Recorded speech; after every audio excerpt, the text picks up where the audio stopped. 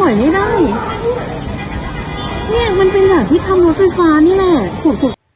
สบายดีพี่น้องสวัสดีค่ะพี่น้องจ้ามื้อนี้ก็มาพบกับช่องเบาดอนสาวตุกิคือเก่าเด้อมามื้อนี้ก็มาพบกันอยู่ในห้องโถงเนาะพี่น้องเราอยู่ในห้องโถงหรือห้องเบิ่งโทรทัศน์หรือทีวีของสาวตุกนั่นเองเนาะพี่น้องเนาะและเช้ามื้อนี้ก็อากาศก็ค่อนข้างครึ้มแล้วก็ค่อนข้างเย็นเนาะพี่น้องเนาะสาวตุกก็เลยใส่เสื้อแขนยาวเนาะพี่น้องเนาะมาพี่น้องมามื้อนี้สาวตุกก็มีเรื่องเล่าที่ค่อนข้างน่าตกใจอยู่ทางประเทศไทยเนาะพี่น้องเนาะคืออยู่ที่เพื่อนบ้านของเฮานั่นเองเนาะพี่น้องเนาะคือตอนเช้าวันที่24นะพี่น้องเช้าตุกก็ตื่นมาตุกก็เลื่อนเบิ่ง TikTok ตามปกติเนาะพี่น้องเนาะเช้าตุกเลื่อนไปก็ไปเห็นข่าวที่ไปเห็นถนนสุดนะพี่น้องที่แรกเช้าตุกก็บ่ได้สนใจเนาะพี่น้องเนาะที่แรกเช้าตุกบ่ได้สนใจเช้าตุกคิดว่าเป็นข่าวของต่างประเทศเนาะพี่น้องเนาะเช้าตุกก็เลื่อนไปแล้วบัดนี้เช้าตุกไปสะดุดเสียงหนึ่งนะพี่น้องไปสะดุดภาษาที่เขาเจ้าเว้ากันน่ะเป็นภาษาไทยนะพี่น้องสะดุดก็เลยหยุดเบิ่งพี่น้องเนาะพอไปเบิ่งไปเห็นอีหลีแล้วเป็นของประเทศไทยนะพี่น้องสะดุดก็ค่อนข้างตกใจนะพี่น้องเนาะว่ามันเกิดอีหยังขึ้นกับประเทศไทยนะพี่น้องคือเป็นแบบนี้เกิดอีหยังขึ้นกับประเทศเพื่อนบ้านของเฮาพี่น้องเนาะสะดุดก็เป็นคนลาวคนหนึ่งที่แบบว่าคอยติดตามข่าวสถานการณ์ทางประเทศไทยเนาะพี่น้องเนาะแทบทุกเรื่องที่สะดุดติดตามน่ะแล้วมาเรื่องนี้คือแบบว่าสะดุดค่อนข้างตกใจพี่น้องเนาะว่ามันเกิดอีหยังขึ้นนะพี่น้องคือได้เกิดแผ่นดินหยุบหรือถนนอยู่กลางเมืองกรุงหยุบนะพี่น้องเป็นข่าวที่ค่อนข้างน่าตกใจนะพี่น้องนะแล้วความแบบว่าลึกความกว้างของมันบ่อนที่มันหยุบนะพี่น้องกว้างถึง30x30นะพี่น้องแล้วความลึกก็ประมาณ50เมตรนะพี่น้องโอ้ยสะดุ้งเบิ่งแล้วสะดุ้งไปว่าเป็นห่วงเนาะพี่น้องเนาะเป็นห่วงทางพี่น้องชาวไทยเนาะพี่น้องเนาะขอให้พี่น้องเดินทางอย่างระมัดระวังเด้อพี่น้องขับรถขอให้แบบว่าระมัดระวังเดินทางก็ขอให้อยู่รอดปลอดภัยเนาะพี่น้องเนาะบ่อนไทยที่เสี่ยงบ่อนอันตรายบ่อนที่เจ้าหน้าที่เพิ่นบ่ให้ไปก็อย่าไปใกล้เนาะพี่น้องเนาะสิ่งสำคัญก็คือการขับรถขับราเนาะพี่น้องเนาะขอให้แบบว่าขับรถอย่างมีสติเนาะพี่น้องเนาะซึ่งบ่อนที่เกิดเหตุบ่อนที่แผ่นดินหยุบนี่คือแบบว่าใกล้โรงพยาบาลวชิระพยาบาลเนาะพี่น้องเนาะแล้วก็ใกล้โรงเรียนหรือมหาวิทยาลัยเนาะพี่น้องเนาะซึ่งแบบว่าเป็นการโชคดีนะพี่น้องที่ตอนที่แผ่นดินหยุบลงไปน่ะบ่มีรถที่สวนทางแบบว่าบ่มีรถที่สัญจรอยู่แถวนั้นเนาะพี่น้องเนาะสมมุติว่าเกิดแบบว่าเรื่องที่บ่ดีนะสมมุติแบบว่ามีรถส่งนักเรียนบ่หรือว่ารถประชาชนหรือว่ารถโรงพยาบาลน่ะที่แล่นอยู่แถวนั้นน่ะพี่น้องโอ้ยเจ้าตุ้มบ่อยากคิดเลยเนาะพี่น้องเนาะว่าจะเกิดอิหยังขึ้นเนาะพี่น้องเนาะเป็นอันที่โชคดีที่บ่มีรถสัญจรอยู่แถวนั้นช่วงที่แผ่นดินหยุบลงไปเนาะพี่น้องเนาะซึ่งตอนนี้ก็ทางโรงพยาบาลก็แบบว่าเพิ่นก็ได้หยุดการรับคนไข้แบบว่าหยุดการรับคนไข้เนาะพี่น้องเนาะคือแบบว่าเพิ่นก็บ่อยาก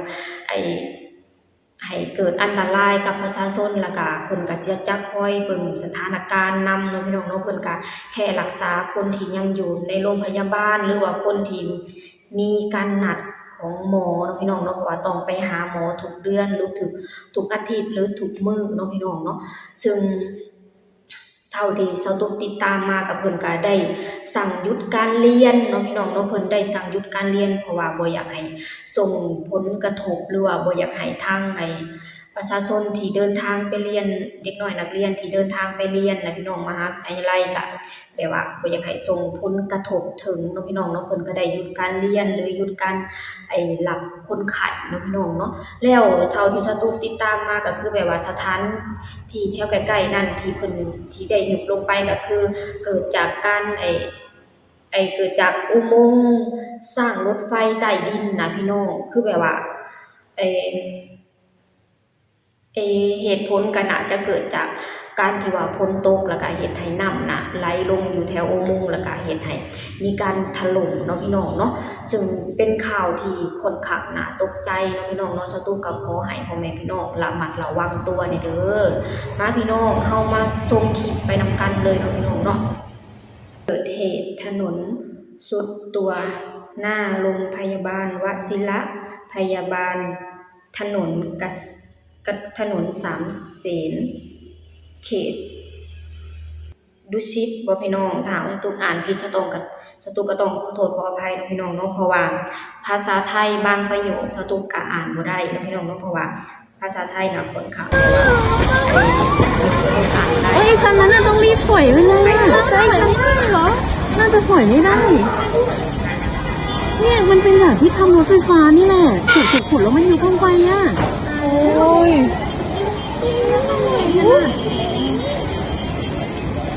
โอ้ยรถคันนั้นมันติดอยู่ตรงนั้นน่ะ เดี๋ยวไฟก็ดับ ถ่ายไว้แล้วก็ที่หนูด้วยนะให้ที่ถ่ายแล้วก็ส่งให้หนูนะหนูจะส่งให้ก็ได้ถ่ายเสร็จแล้วส่งให้หนูนะวิ่ง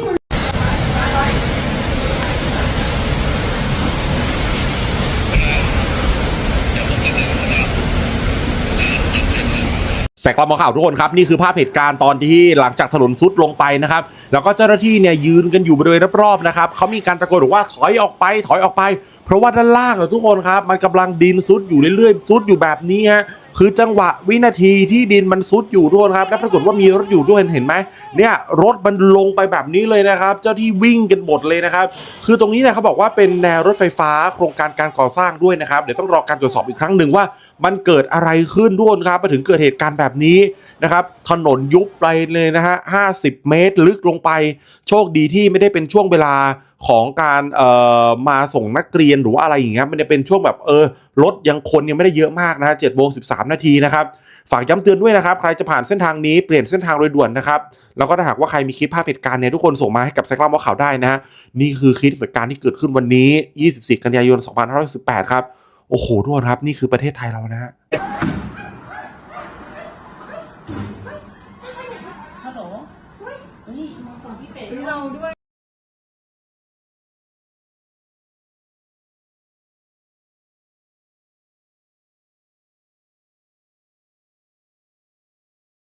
เป็นยังไงพี่น้องก็ได้ส่งคลิปไปนำกันเนาะพี่น้องเนาะซึ่งเรื่องน่ะเกิดตั้งแต่วันที่24เนาะพี่น้องเนาะโอ้โหเบิ่งแล้วล่ะก็เป็นตาค่อนข้างน่าตกใจเนาะพี่น้องเนาะจังได๋สตุกก็ขอให้พ่อแม่พี่น้องที่อยู่ใกล้บริเวณแถวนั้นก็ขอให้แบบว่า